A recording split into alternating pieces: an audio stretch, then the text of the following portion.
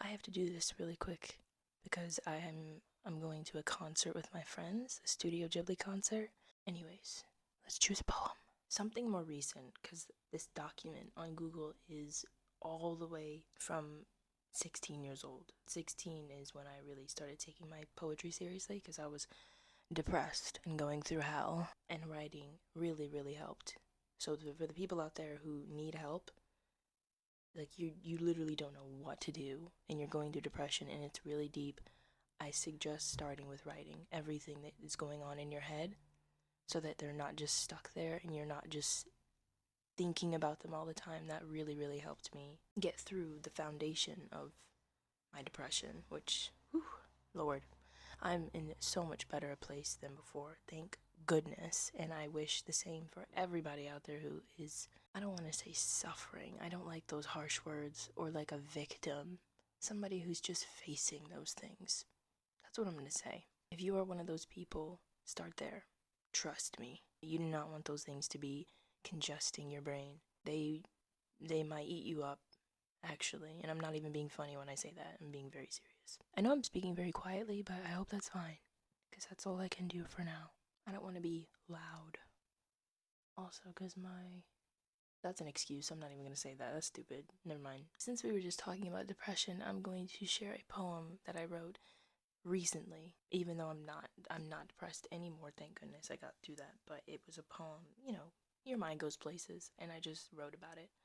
I was actually in Virginia in my grandmother's house, sitting on the couch, and I was like looking at the wall, and I saw this little raised part of the wall where, somebody painted over a nail or something. And I don't know why, but my brain immediately went to a fly on the wall, and I was like, oh my gosh, the concept of being a fly on the wall. I know people often say that, it's like a saying, but I really wanted to dive into really what it meant, and I was following where my brain took me. And so I wrote a poem about an actual fly.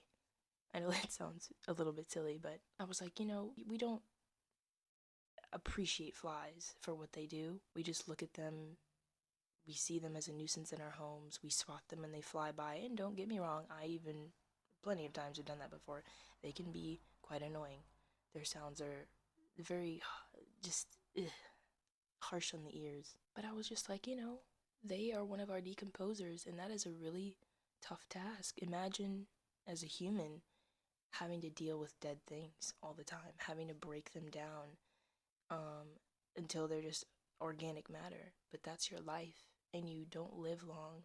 And so every single day of your life, you are searching for things that are no longer alive to turn into something else, something that can create again, And I was really just, I loved where my brain took me, but I'm gonna share it. It's called The Fly on the Wall. Don't kill the fly on the wall.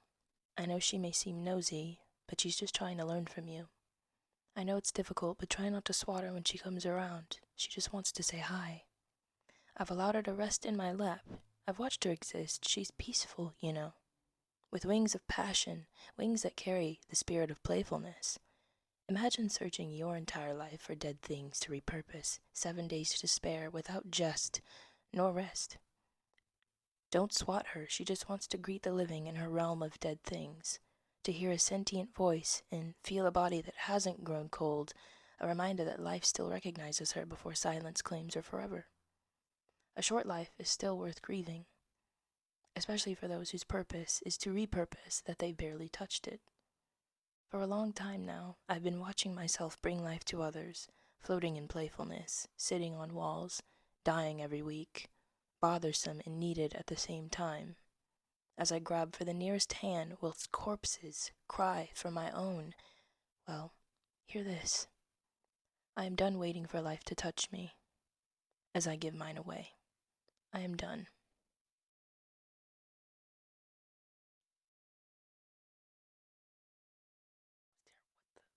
I don't know what to do with my hands. My brain literally just blanked as I was trying to say what I was going to say. But yeah, that was The Fly on the Wall, and I shared it with my sister, and she told me that it kind of sounded like a child, like I was writing about a child, in homes where children are neglected, and the whole idea of, children are meant to be seen and not heard, which I don't agree with at all. That's not how you teach people growing up. You don't teach, or you don't raise new creatures that have literally just been born. I describe them like a dang fantasy monster. New creatures. You don't just.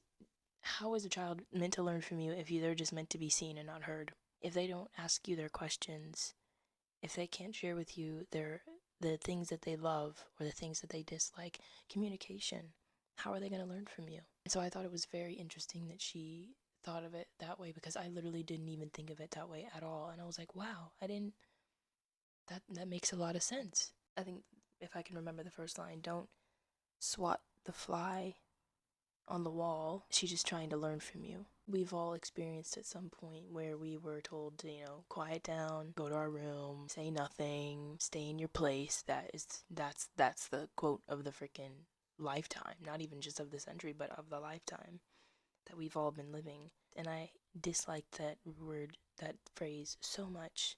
It just was so dismissive. Because what does that mean? What is my place here? My place here is to learn from you. And everything that I'm doing, every behavior that I have, everything that I ask is with the purpose of understanding and trying to learn from the very people who birthed me or who take care of me.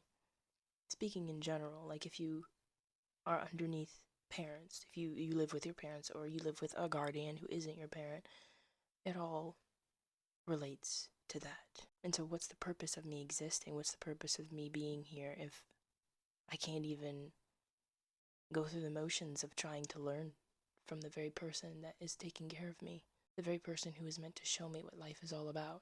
And this is a tangent that I'm going on now. This is completely removed from the poem, but at the same time, not really. Bothersome and needed at the same time. This is me dissecting my own writing. I really did a good job. But I'm not gonna front. I like that one. I really did like that one. And it just kind of spilled out of me like water. I know there's a lot of people, a lot of young people in their households, whether you be the child or the husband or the wife, we've all experienced feeling bothersome and needed at the same time. And it's a terrible duo, a terrible dynamic to exist in. When people need you, but they disrespect you while you're there, it's just awful. And we've all been there. I've done those things too. I'm not even going to lie. We're not free from causing harm, and it sucks. The things that we learn from others, they are seeds that are planted in us, and some seeds are really hard to dig out. Some things are really hard to grow out from, and then others are easier. But we've all had a hand in someone else's pain and goodness, someone else's happiness, which is a beautiful thing. We're not safe from any of it, though. All in all, I really just wrote about a fly on the wall.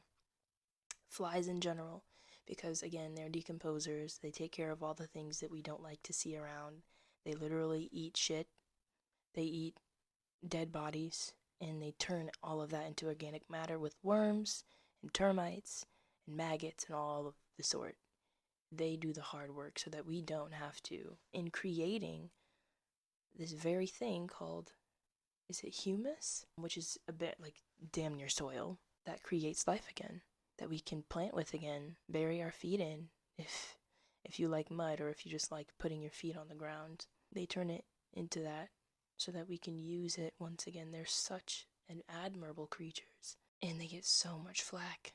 And I just thought that was an interesting parallel with people, especially when my sister mentioned children, who I wrote one time are the flowers we choose and give with intention. Not everybody chooses their children, though. Some people are harmed, which brings about children, which is unspeakably awful.